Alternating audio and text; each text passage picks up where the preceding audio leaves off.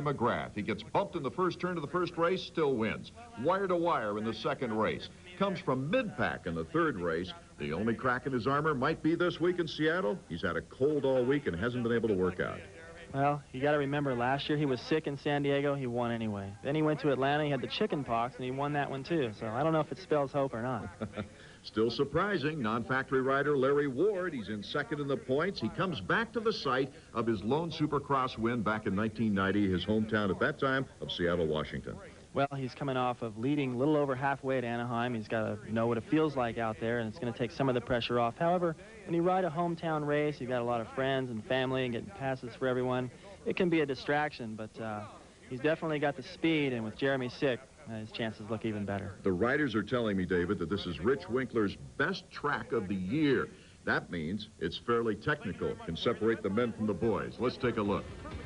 By the looks of this Suzuki track map, Art, it's a typical Supercross track, but this week things are different. These guys have got options out there. The track designers have been listening to the riders who say it's hard to pass. Let's go down to the stadium floor to Jan Beekes and get his viewpoint on the track. Art, a lot of the riders are saying that this track is the best that Rich Winkler has ever put together. If you look behind me, you can see why. The whoop section, which is normally level, is raised in the center, which means these riders have to do whoops uphill as well as downhill. Further behind me, Rich has placed the obstacles in a way that the riders can choose different lines and different jumps. In other words, they can single, double, or triple one area, but then they give it up in another. And the third area that the riders really like is way behind me. It's the biggest triple jump that we've had for years in Supercross. To triple that, baby, you have to fly nearly 75 feet. Art? Thanks, Jan. We're getting set for the 125cc main event where Damon Huffman has proved as dominant as Jeremy McGrath has in the 250s. Can he continue to match his string? This edition of Power Wheels on ESPN2 is brought to you by Honda, defending champions and holders of the past 7 consecutive Supercross titles. Honda, come ride with us. And by Suzuki. Right now, your Suzuki dealer has the ride you've been waiting for and the financing to get. Running early for Pedro Gonzalez's crew, having to frantically fix a brake lever before that 2-minute grace period expired. Well, that's frustrating. You know, the riders, he's got his heart racing, hoping he's going to have everything running before the main event. And sometimes that's good. You get a better start. You're ready to rock and roll. The Suzuki starting lineup: Huffman, Hughes, Decker, VL, and Pingree. Those are pretty much the contenders, with Chad Pedersen a chance and Pedro Gonzalez, hopefully, if they can get that bike ready in time. I'll never forget on a parade lap I had up there, had the rear brakes stuck on. The entire crew was around my bike trying to do everything they could. We got it fixed and got underway. The butterflies are starting right now here in the Seattle Kingdom as we get set for the start of the 125. You see number 27, Craig Decker, one of the favorites in this race. He took a third, got the whole shot here last year. The rider's nervous. You can see him twitching, rolling up and back and forth, and sometimes you can intimidate the guy next to you. You know, you roll out there and try to suck him into that gate. I've done it before. It works. Sometimes it backfires on you. We're set to go for the 125 main. The fans on their feet now. Look at number 9. That's Ryan Hughes getting the whole shot. Oh, and on the outside, we've got a big crash. It's Metzger, number 387. I can't identify the rider that's down. It looks like a Honda Fender, but it's very hard to tell. That bike's going full speed. Oh, that's very scary. You can see the rear wheel spinning. It was running wide open, and those guys have to be very experienced not to pick that up and let the bike run away with them. Reminiscent last week of Pedro Gonzalez. His uncontrolled bike went across the track and caused a mess. There you see Hughes and Frederick VL in second place. Craig Decker third. David Pingree, Corey Keeney, and then Damon Huffman. Huffman has dropped back to 6th place after a real good start on the opening turn. Boy, this looks great for Ryan Hughes. Now, Ryan hasn't been able to ride. I don't think Ryan has ridden like he would like to ride so far. Not up to his potential. Here he is with the whole shot. Huffman's stuck in the pack. He might be able to pull off his first win of the season. Oh, this could be the showdown we've been waiting for this year between the number 1 and number 2 riders of last year. VL running a great race with Decker, and you see number 41, Pingree. Well, you know, there's contrasting styles, Huffman and Ryan Hughes. Ryan Hughes admits he's a little better outdoors, a little more muscle and strength and endurance, while Huffman has got a lot more finesse and he rides better indoors. But what we have here is a situation where I remember last year, Ryan, the only races he won, Huffman had to keep coming from behind. So he's got a great opportunity right now. And there's that finesse you just talked about, David Bailey, as Huffman gets by Keeney, moving into 5th. Now he's going to take on David Pingree. Let's go to Jan Beekes down to the Suzuki pits. It looks like Damon didn't get the kind of start he wanted, but then he fell back. Is he okay, or is he just biding his time? I think he's all right. He was in a lot of traffic right there, and it was pretty congested, so I think he just backed off a little bit, but he's got plenty of time, so I think he'll be all right. Now, the board says be loose. Do you think he's riding a bit tight? Are you trying to get him to loosen up? Yeah, absolutely. The first couple laps, most riders ride a little bit tight, so I think he'll be all right. Thank you. Oh, I know he'll be all right. Damon is very smart. This kid has ridden in the 250. He's done well in that. He's very patient. And, you know, patience comes from having a lot of confidence. He's won the first 2 rounds. Back to our leader, number 9, Ryan Hughes, with Frederic Viel and Craig Decker and David Pingree. A buffer between the leader and the defending champion, Damon Huffman, number 1. Everyone, though, is on the leader's pace, David. Well, Ryan's not able to get away like I thought he'd be able to. And you see how critical it is to get past all these guys as they came out of that corner after the finish line jump. All those rocks flying up. And that took Mike Kudrowski out of the championship last year. A great competitive 125, and we'll be back in a moment. 125 action. Ryan Hughes getting the big challenge from the defending champion Damon Huffman. Huffman, with number 1 on his plate, is really hounding him now. Well, he sure is. And you see Ryan made a little mistake there. I mean, it didn't cost him much, but it's just enough to make him nervous. And that's the kind of stuff that Huffman wants to see. Those little mistakes that just makes him think his job's going to be that much easier making the pass. Hughes, who in the past has thrived on pressure, but he can't seem to break away from Damon Huffman this time. Well, you know, Huffman's definitely breathing down his neck, and that's the way each of those races that Ryan won last year. It's the same old story. Huffman catching him from behind and putting the pressure on, and Ryan was able to hang on, and he was able to win here last year in Seattle. See if he can do it again. Damon Huffman is looking for a sweep on the season. He's won the first 2 races of the year in Minnesota, in Anaheim, and now is looking for 3 in a row. Can he catch and pass Ryan Hughes? Well, he's caught him, and look at here. Cuts inside. Ryan Hughes puts the throttle down and gets out in front again. And you can see there, that's the part we're talking about in that track description where you got a different option. Huffman cased it there off the jump. He didn't really lose much time, though. But there, you know, you got a chance to see that they got different options. Ryan does one thing, and Huffman's really good like McGrath. He doesn't follow anybody. He does things differently, and that's how you make passes. Talking to Damon before the race, he goes out there and studies Jeremy McGrath, looking at McGrath during practice, taking similar lines. Here we are, bike to bike, inside, good block pass, and it makes him a good clean pass. Very clean pass, and he just left Ryan nowhere to go. Tony Berluti, his mechanic, overjoyed at Damon Huffman taking back first place and looking for the sweep once again.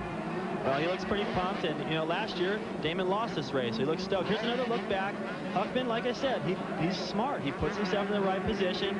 Leaves Ryan nowhere to go. However, that's pretty polite. I think he's learned that the madder you make Ryan, the worse you make things for yourself. I used to make Rick mad sometimes, and it just made my job a lot tougher. The madder he gets, the faster he goes. Damon Huffman out in front. In Minnesota, he started in 3rd and came on to win. In Anaheim, he led every lap. But here today, it's been a bigger challenge for him, coming from 6th spot. Well, he's done it before, and it doesn't really surprise me that Damon's been able to come to the front. You know, the thing that we got to watch for now is that Ryan Hughes is one of the few riders on the circuit, both in the 250 and the 125, that can adjust his pace. In other words, somebody can come up past him, and he gets motivated, and he's able to ride with more emotion and start making up time. And right now, he's going to get a little lesson from Huffman in front of him, possibly pick up on some lines in places he was able to make up time, close the gap, and put pressure back on Huffman. No one's been able to do that so far this season. Frederic Viel is doing a nice job at holding down 4th spot, as Damon Huffman doing a little finger point to the fans. Well, you know, he's probably feeling like he's got just enough cushion to show off, and that's going to make Hughes even madder. And boy, you know, you don't want to make Hughes mad. Damon Huffman with the confidence and the timing now to come away with his 3rd consecutive victory. 3 for 3 here in 95 as the checkers are waving for Damon Huffman. Ryan Hughes, a 2nd place finish. Good race for Ryan, though. He's getting closer and closer every week, and You know, it's going to take a lot to close up on Huffman and win. Pedro Gonzalez down in 7th, a disappointment for him. Let's go to Jan Beekes.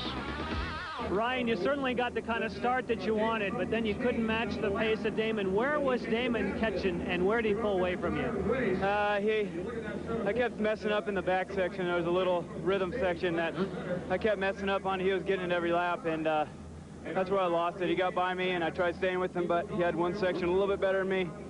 And, you know, I couldn't get it tonight, but, you know, I have a lot more confidence going to the next race because after Anaheim, you know, this is a lot better. Well, you gave us a great race. Thanks. Thanks a lot. Turning to the Suzuki point standings for the 125 West, Damon Huffman by 15 points over Hughes. Decker just 2 in back of Hughes, with Pingree and Gonzalez rounding out the top 5. Jan? Damon, another one for you. That makes 3 in a row. Tell me, were you concerned off the start when you didn't, you know, it looked like you were in trouble, but then, boy, you showed us you weren't later on. Yeah, you know, I got out of the gate really good. My Suzuki pulled really strong on the start, but, you know, the first turn, there's a lot of bumping and grinding and shoving and pushing, and they kind of, you know, got the best of me because I went in like second. And I came out, I don't know where, like 8th or so, I guess. But my mechanic, Tony Berluti, did an excellent job. Let me know, you know, how much time there was in the race. And, you know, he told me pretty much take my time. And, you know, slowly but surely I worked up and, you know, got on in front. Is that something new for you this year? I mean, you really paced yourself. You didn't worry about picking up the speed until the very end. Yeah, I started off, I was a little tight, and I made a few mistakes, but, you know, towards the end of the race, I really smoothed out and rode like I normally do, and, you know, I'm really happy with my performance. Well, it's great to see you up here again. Thanks. Thank you. 3 wins in a row for number 1, Damon Huffman, and we see right here, after 12 laps of following Ryan Hughes, Damon got the opportunity and took it and ran away with the victory. Exactly the same finish here in Seattle as the last race in Anaheim, with Huffman winning, Ryan Hughes improving, but in 2nd place, and Craig Decker in 3rd. They'll get together next in San Diego, but we're not through. The 250s coming up. We get the 250 action, heat number 1 highlights brought to you by Suzuki. Larry Ward has got to be the crowd favorite here. He won the race back in 1990. And getting ready for heat number 1, he makes a tremendous break along with Brian Swank, number 10. Larry Ward gets the whole shot. Our helmet cam brought to you by Honda. This camera under development. It'll make its permanent debut coming up a little later in Atlanta. There was a first lap crash involving Steve Lampson, Tony Amaradio, and Tim Ferry, number 23. They would have to go to the semifinal round. The top 4 make it out of the 2 heat races. Those who don't make it go to the semifinal round, where the top 5 would go directly to the main, and then one last chance in the last chance qualifier. Brian Swank, number 10, Honda of Troy, took in a solid 2nd place right here as Mike Kudrowski has to weed his way through the field. While Larry Ward's out there giving that hometown crowd what they came to see, look at this cluster of riders trying to make the main. And look at Kudrowski.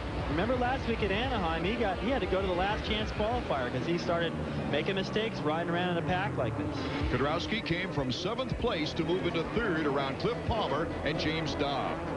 Here was some more of what was going on back there behind the leaders. You can see they're all trying to make that final transfer spot into the main event. Watch what happens here to John Dowd. Cases it on that jump, falls down. Look, he rung his bell. He doesn't even run back to the bike. It was a broken chain while running in 5th that put Dowd to the semifinal round. Palmer getting challenged by Phil Lawrence, number 42, as we go to our Honda helmet cam for the triple. Wow. You know, Art, it's been about 8 years since I've done a triple, and that brings back memories. You know, this thing has come a long way since the first time I see it. It used to give me a headache when I watch it. Now it's really coming along. It gives you a pretty good look. You're not going to get any closer than that without getting roosted. And our thanks to Rich Taylor, number 49, for wearing that helmet cam in the heat race, as Larry Ward pleasing his former hometown fans anyway. They're cheering for him all the way. Brian Swank, with one of his more impressive rides of the year, takes 2nd place. Kudrowski moving to 3rd. James Dobb. The rest going to the semifinal round as we go to heat 2, brought to you also by Suzuki. Jeremy McGrath easily took off to keep his string of a perfect heat race slate in 95 after a small skirmish with Jeff Emig in the first turn. Check out that Honda jump cab. This is that 75-foot triple we talked about earlier. Look at the air these guys get. And a much improved Michael Pichon took second away from number 6, Jeff Emig, after the finish line jump. Now, if Deschon's starting to strut his stuff in the 250s, he looks just as good in this class he does in the 125s, and that's only going to make him stronger for that East Coast 125 division. And there was a whole host of riders that soon pass up Emig. I'm talking about Ezra Lusk, Mike LaRocco, Mike Craig, and Doug Henry. You got a glimpse back there of Mike LaRocco getting shoved off the racetrack into the mechanics area. More problems for him continuing the heat races. Big problems, because he'll have to go to the semifinal round after our highlights here. Ezra Lusk with a good strong run. Emig trying to hold on, but what's the matter with LaRocco? Bad starts. You get bad starts, you hang out with these guys, you get roosted, the rocks are flying in your face. Look at all these guys battling in front of him. Where's he going to go? Mike Craig with an excellent run, battling with Jeff Emig in heat number 2. You see there, LaRocco makes a pretty good move on Emig, but it's not going to be enough. He's going to have to go to the semi, and that's going to mean 4 starting position for the main event. And what I mean by that is that you got the winners from the heat races with first pick to the gate for the main event. So when you got LaRocco coming out of the semi, all the good spots are taken, and since his starts are a problem, his problems are even worse for the main event. LaRocco, Emig, Albertine, and Henry were forced to go to the semifinal round out of this group. Well, Art, that's bad news for all the privateers who normally go to the semis in hopes to make the main event. And look at what happens to LaRocco. No rhythm at all through the bumps, and a last-ditch effort to make it out of the heat race. He goes down again. He's going to be a tired puppy by that time the main event rolls around. Wasn't much of a surprise for number 1 winning heat number 2, but Mikel Pichon, that was the big surprise. Number 101 taking second spot and getting the immediate transfer to the main event. Joined by Lusk and Craig as we go to the semifinal round number 1.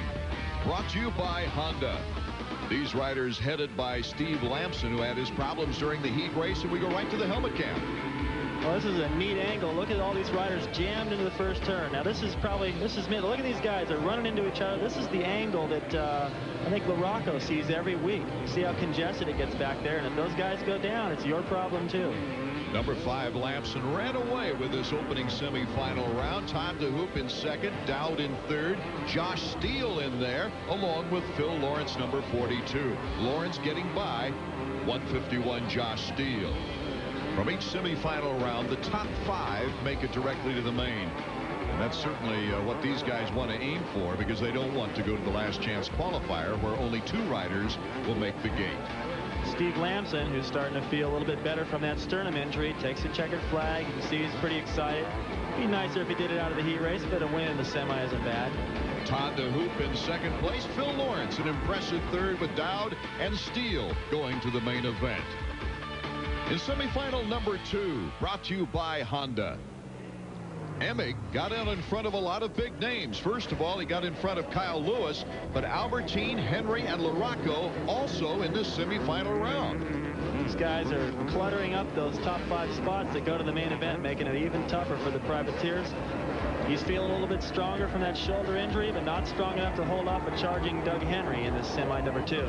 Doug Henry made 2 passes in the last few laps to win this semifinal round, and here LaRocco gets around Albertine. And check this out. Going for the win on the last lap. Henry cases the triple, cuts across the track in front of Hammock, leaves him nowhere to go, and wins semi number 2. Doug Henry, an impressive performance in the second semifinal round with the checkered flag. And looked very disappointed Mike LaRocco, but he will be going to the main event. Henry, Emig, LaRocco, Albertine, and Brown, the rest to the last chance qualifier, which was taken by Tim Ferry, a 125 rider. Buddy Antonez, the last position on the gate. Parade lap live with the 250s, and we'll be back to see if Larry Ward can hold back Jeremy McGrath. As we take you back to 1990 in the Kingdom, leading the race, Jeff Matasevich, but a youngster right behind him, the local favorite, Larry Ward. I remember this race well, Art. I wasn't there, but I heard a lot about it. These guys had this knockdown, drag out, block each other, hate each other afterwards type race. You'll see right here, Matasevich cuts in front of Larry. They've got a big lead over third, so they can afford to get out there and mess around with each other. And watch what happens here. Larry's looking over. He's trying to block him. Matasevich cuts all the way across. He's like, doesn't want to take it anymore. Runs him into the hay bales. And I think Larry Ward kept his cool a little bit more, and he went on to win the race. It was a great battle. Larry Ward was the rising star in Supercross with his victory in Seattle. But then, no podium finishes in 91, one podium in 92, no factory ride in 93. So 1995 for Larry Ward is truly the dawn of a new era. Larry Ward returning to the prominence that was once his. Taking a non-factory bike to 5 podiums in 5 races this year has him remembering and appreciating the glories of the past. I do work extra hard. I have been working extra hard. I'm 24 years old, and I'm a little more serious. I know for a fact this is what I want to do. It's what I love to do. It's actually fun coming to the races. There's a lot of people that I would never get to meet unless I was a racer, and you make a lot of good friends. Everyone keeps saying, man, you're getting thirds, and I keep telling him Lanson's not out there. When he comes back, I might be fourth. He's doing good. Hanging in there tough, beating all the factory guys. His family's influence will always be remembered, but the positive atmosphere of Clark Jones and his family has led to new motivation. They have 2 beautiful little girls and a little son. I babysit for them sometimes. It's just it's a good family atmosphere, and it's a positive atmosphere for me to be around all the time. We have to keep him up and keep his confidence high. So what we do is try to keep him pumped during the week. This week it was raining really hard one day, and I said, well, maybe I won't go riding today. He says, no, you'll go riding today. So he pushes me quite a bit. To those within earshot, Larry Ward even approaches race day practice differently. I'm gonna ride out there, go slow the first lap, and then go for it. Jump everything on the second lap, and ride practice pretty much as fast as I can at about 85%. Doing all the obstacles, break a good sweat. My bike's running awesome, I can tell already. Just a little ruddy. That jetting's good. The bike runs good, I'm just letting the squids get out of my way. Seems like I'm a little older because I did start riding professional when I was 17 years old, and so I have been out there a long time, but I hope I'm what they call a late bloomer. I'm getting stronger now and a little faster now, and I'm a lot smarter than I was a couple years ago, I know that. Passing factory teams on the track doesn't always make for the best of social friends, but number 11 is hoping what he's doing on a stock bike gives him one more shot. I'd like to definitely get another factory ride, give it one more shot, hopefully get with whoever I get a factory ride with this next year, continue out my career with them, and whenever they're done with me, then I go ahead and retire. I don't really ever want to retire, though. I want to try to keep a factory ride and ride till I'm 35, 36 years old. I feel like I get stronger every year, and if I keep getting stronger, maybe by the time I'm 35, I'll win a championship. Well, by that time, David, Jeremy McGrath will be retired. That's right. It will be easier. By that time, though, Art, my son will be hot. A lot of sons will be, probably, as you look forward to the future. The 250s now, you see Tim Ferry, a young 125 rider, shaking the goggles out. Rick Johnson, this was his domain. It was. These guys are all very aggressive, and they rode well in the ruts. This place is notorious for having deep ruts because of all that loose soil. And very rocky soil. You might remember last year, Jeremy McGrath, a flat tire took him down to 3rd. A flat tire took Larry Ward here in Seattle from 4th to 5th. But right now, it's a brand new year and some new soil down, we hope. Well, you can see all the rocks there, and all eyes are on Larry Ward right now. He needs a hole shot like last week, put some distance on McGrath, and hopefully hang on here. They're off. Good start by number 24 in the Suzuki. Ezra Lusk got the whole shot. McGrath, Hemming, Ward, Larocco, they're all in good shape. A good clean start. A good clean start. You can see a big jam there in the back, and McGrath is poised and ready to do battle and move to the front as quick as he can while Larocco's still buried in the pack. Well, the scene is set now for great competition out front as Jeremy McGrath, as usual, wasting no time, cuts inside of Ezra Lusk and takes over the lead before the green flag is seen at the end of the first lap. McGrath so quick to go to the front. He doesn't give these guys a chance. Right now, though, the thing you got to remember is you see him getting all that air time off that triple as McGrath has a cold. If he gets out front, you notice Larry Ward and Larocco both got decent starts. Possibly they can wear him down. That was a great view from our Honda jump cam as we see Mike Larocco boxing out. Does a nice job on Hemming. Way to go, Mike. He's not aggressive enough in that beginning of the race. He's starting to learn his lesson. He's getting aggressive. He's making those passes now when it counts so he can set sights on the leader. So hopefully he won't be too far away by the time he gets into his rhythm. Ezra Lusk not letting Jeremy McGrath get too far out in front, even though Jeremy's starting to pour it on. McGrath, our leader, Lusk, and then Larry Ward. A little gap, and then Mike Larocco coming up. Well, you can see how far it is back to Mike LaRocco already, and even if he was the same exact speed as Jeremy McGrath, he's still got to pass all these riders, and then that would still leave him that far behind. He's got to be faster than Jeremy McGrath if he wants to win a race. I like the timing of Larry Ward. Yeah, he looks good. You know, he's a little taller than these guys. He rides well in the soil, and another good shot from that jump cam. These guys are flying 75, 80 feet. That's amazing. You can imagine how bad it hurts when they come up short. Ward is starting to put pressure on Ezra Lusk, number 24, in second place. This is our 250 main event from Seattle's Kingdome. The 4th race of the year.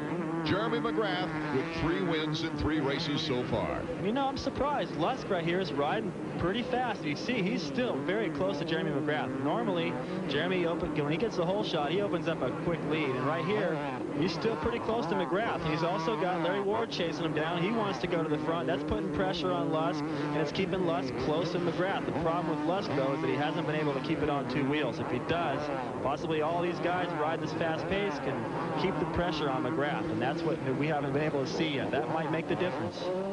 Lusk is doing all right on the straightaways, and as we see here on the jumps, it's been in the corners that he's lost a little bit of time. Let's see how he gets through the whoops in this timing section. Lusk in trouble. Larry Ward takes over second place. You can see how excited the fans are. They're all reacting to that. Now, Lusk has got more problems with LaRocco. Now he's going to have to start riding defensive as he take another look back at what he did. He didn't make it all the way over that jump. He got off balance, and he was lucky to stay on the racetrack right there. He could have lost a lot more time.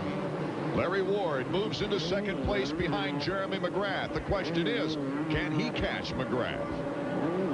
Jan Beekes also is trying to answer that question as he's in the Nolene Yamaha pits with Clint Berry. Jan?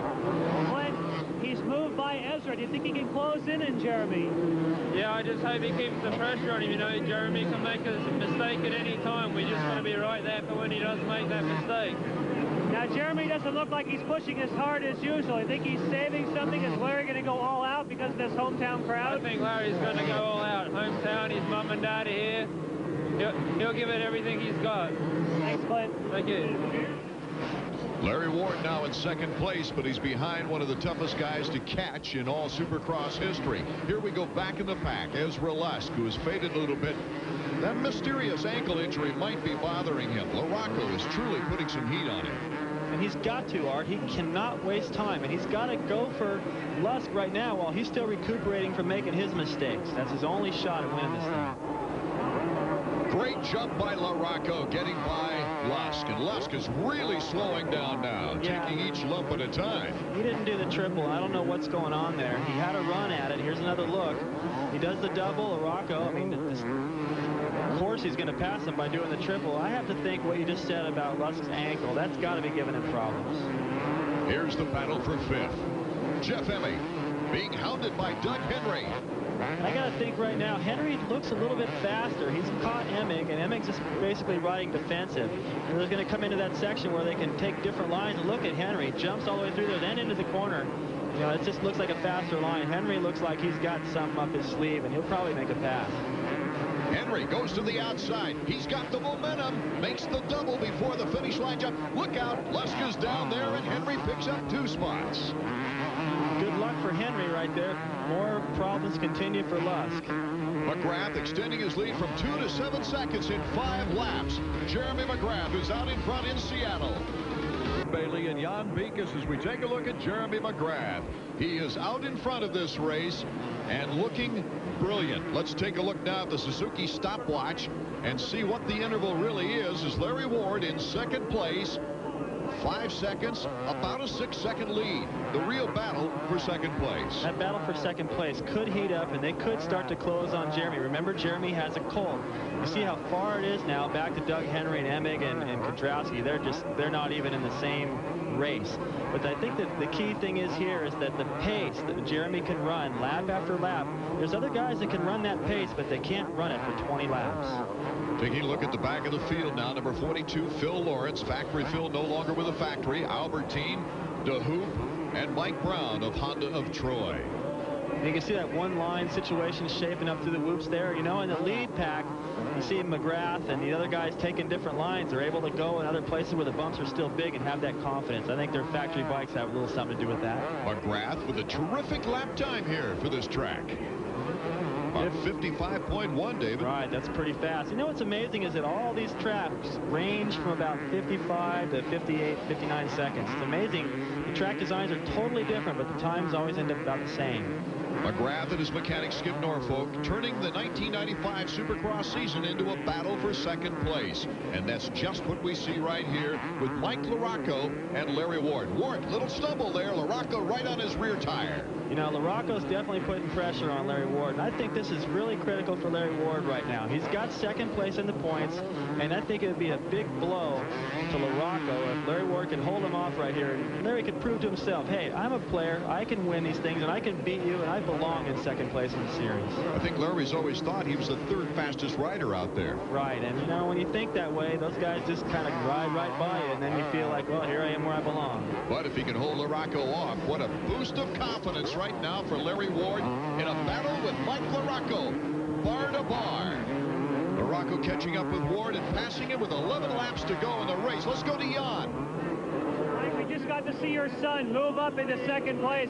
You think he has the kind of speed to close down that gap on Jeremy? I think he does. We'll see. He's 9 seconds back. It's hard to make up, but he's a tough fighter, so I think he'll get it. What section of the track does it look like he's making up on the other riders? Right over here in the whoop. Okay, he's a whoop man, huh? Yeah. Thanks. A whoop man. I don't know, Art.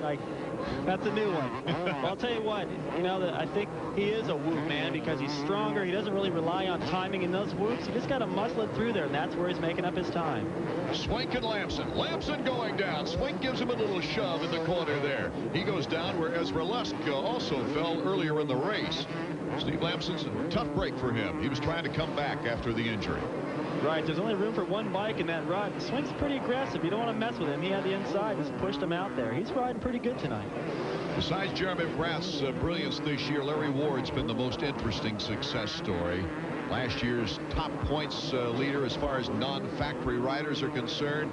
He's taken this year's ride, I think, to a higher level as we look back in the pack. Kudrowski now making a move on Henry. Kudrowski looking to move into fourth place. Look at this. He jumps this double into the corner, almost hits that lap rider. You know, Kudrowski, he's got to get back up in there. He started off the season quite a bit better than he did last year, but he had a horrible race at Anaheim, and right here is his chance to put some confidence back in there before it starts to fade. MK won this race last year. Cuts to the inside and gets by Henry for fourth. He's come all the way back from 11th place. Mike Kudrowski in fourth. We'll be back with more 250 action in a moment. Seattle for the 250 main. Brian Swink, number 10, one of his best races of the year, coming all the way back from 15. Jan Beekes is with his mechanic down in the pit area now. Marshall, Brian is moving through the field at incredible speed. He didn't get a good start, but man, he's on the gas now. Yeah, we got a bad start, but he's working his way up. Hopefully we can get into fourth by the finish, maybe third.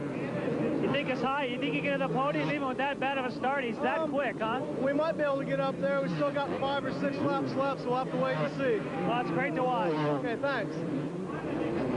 Brian Swink currently in 6th spot as we go to the leader, Jeremy McGrath, and take a look at the Suzuki stopwatch to check the intervals now, as a lot of lappers have come between first and second place. Flats to contenders last year had the teams concerned about the rocky conditions, and Jan inspected the bikes earlier in the day. With the rocky soil here in Seattle, these mechanics have their work cut out for them protecting these machines. One of the areas where they concentrate is below the fuel tank. You can see the fuel line is covered with a plastic piece to protect it from flying rocks. Another place would be the brake levers. You can see there's actually a piece of foam inserted between the brake lever and the case to make sure a rock doesn't jam up those rear brakes. Tires are also where mechanics spend a lot of time and attention. They're choosing for here larger knobs closer together. It leaves less of a carcass exposed. Some mechanics are using 2 tubes, but there's also a development tube that Dunlop has come up with that is a foam-covered inner tube. It gives you the advantage of foam, but yet it still has air in the inner tube to allow for different settings and different pressures. Right now, because Jeremy... Thanks, Jan. As we look at number 7, Mike Kudrowski, he's currently in 4th. He's come a long way, though. He started after the first lap in 11th position and has worked his way up through the field. Well, he's definitely riding good to work his way all the way up through there, but it's the same old story for both the Kawasaki guys. They've got the speed, but they're always coming from behind, and that speed doesn't come until it's too late. Mike Kudrowski hoping his new mechanic Brian Lennis with different training regiments would improve that quickness for the Supercross season. But you see Henry right behind Mike Kudrowski. Now Henry in 5th spot. Henry might have been in line for a podium performance had he not gone down on lap 8. But right now trying to give some pressure to Mike Kudrowski. Well, Kudrowski had a horrible race, as we mentioned earlier, in Anaheim. And I'm glad to see him back up front. You know, he did start out the season much better than last year. But right now, Henry is regrouped, and he's on the charge. Let's go to the Honda pits and Jan Beekes. He's not got a horrible start, but he's really working his way through. It looks like he may want to be one of the quickest bikes on the track. Yeah, he's riding very well tonight, and he had some problems in the heat race, but you know, that's one of the problems Doug's working on his starts. And the guys in front of him, he's going to have a hard time catching, but he just has to ride consistent. Doug Henry on the move. Thanks. Henry got off to a good start in the opener with a 5th place finish, but on Minnesota, he cracked the handlebars jumping off the track and really put him out of the points race. Here he is, number 1, Jeremy McGrath. He just cruising right now, way out in front, looking forward to his 4th consecutive victory to start the season. There's his dad, Skip Norfolk, the mechanic on the left. They look relieved. McGrath way out in front, looking for his 23rd win. Rick Johnson heads the list. Bob Hanna with a great 27-win performance. But look out for McGrath. Here's the rocket. And as we take a look at the Suzuki stopwatch to check the interval between Jeremy McGrath and the number 2 position, Mike LaRocco. Looks like a 6.6, which, well, you've said it before. It's a week. That's weeks for Jeremy McGrath. That's a long time, especially with only the few laps that are remaining. And you can see he's lapping Michael Pichon. Pichon is very fast, and I can tell you, he's not having problems. They're just lapping way up through the field now. LaRocco was able to pick up a 2nd a lap for several laps, but as you see there, the little bobbles riding on the edge as we take another look. Okay, he comes in here. Front end just gets away. Watch it. Gets into that slick stuff. He does a nice job to save it. Sometimes you put your foot down like that. I've done it before. I've broken my foot that way. Boy, those kind of mistakes can cost you. You just lose more time on the leader. This guy, McGrath. Jeremy McGrath with a nice, easy pace. One thing for sure is he is acknowledging the fans. He knows exactly where his competition is, David. He sure does. He knows there's only a few laps to go, and he can go out there. And even when he's riding an easy pace, he's still going faster than most everyone out there. He is only seconds away from his 4th consecutive win this year. We'll be back. Jumpin', jammin', smashin', crashin', floorin', soarin'. Experience the high-flying world of Supercross like never before. Call now to order Supercross Thrills and Spills, the video that captures the highs and the lows of the world's top riders. Endless endos, roughest rivalries, biggest bloopers, and fantastic finishes. Can't miss action for the can't miss price of $19.95 plus shipping and handling. Wheels on ESPN2 has been brought to you by Honda, defending champions and holders of the past 7 consecutive Supercross titles. Honda, come ride with us. And by Suzuki. Right now, your Suzuki dealer has the ride you've been waiting for and the financing to get it. We are in the last lap from the Kingdome in Seattle, and what a monster effort by this young man, Jeremy McGrath, as he does the knack-knack off the triple, entertaining the fans, knowing he's got this all but wrapped up. As I watch him go through this last lap, I said it in Minneapolis, the guy is riding flawless. He's just kind of goofing off out there. It's amazing how relaxed he can ride. The final turn, the finish line jump, the checkers for Jeremy McGrath. His 4th consecutive victory to start the season, only one shy of Rick Johnson's great record of 5 straight.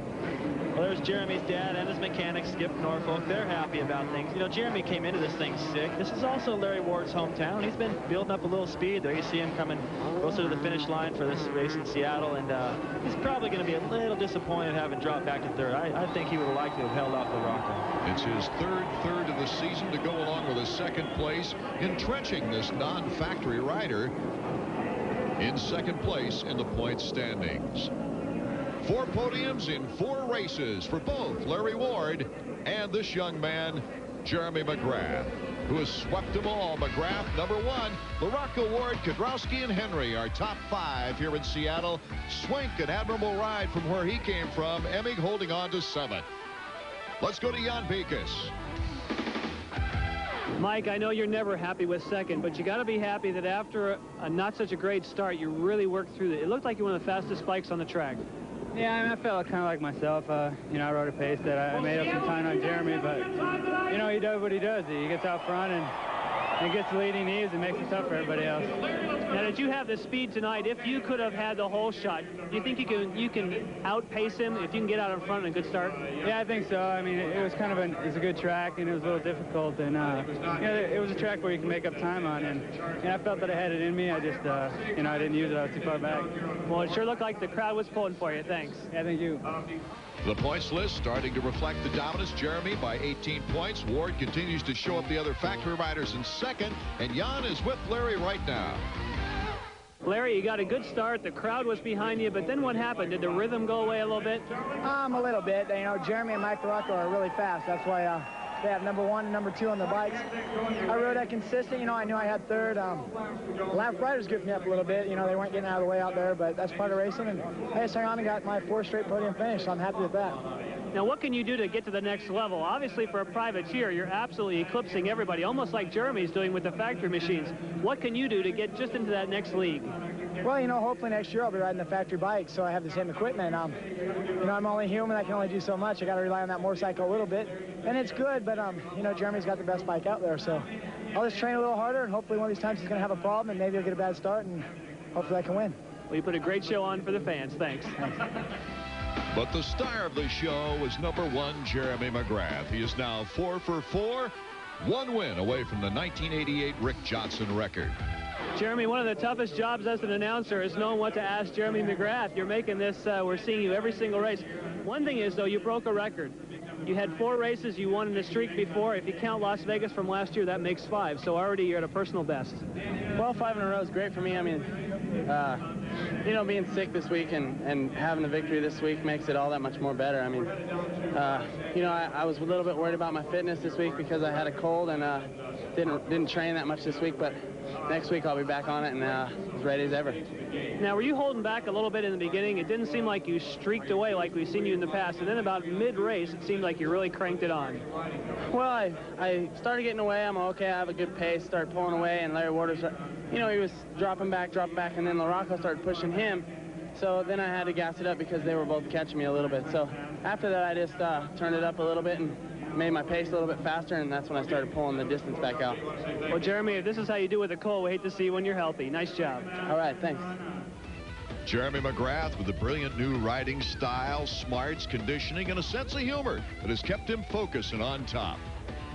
Well, it's kept him on top in the indoors, Art, but the outdoors are approaching, and it'll be interesting to see if he can take this dominance and all this confidence and the better conditioning now to the outdoor season. Jeremy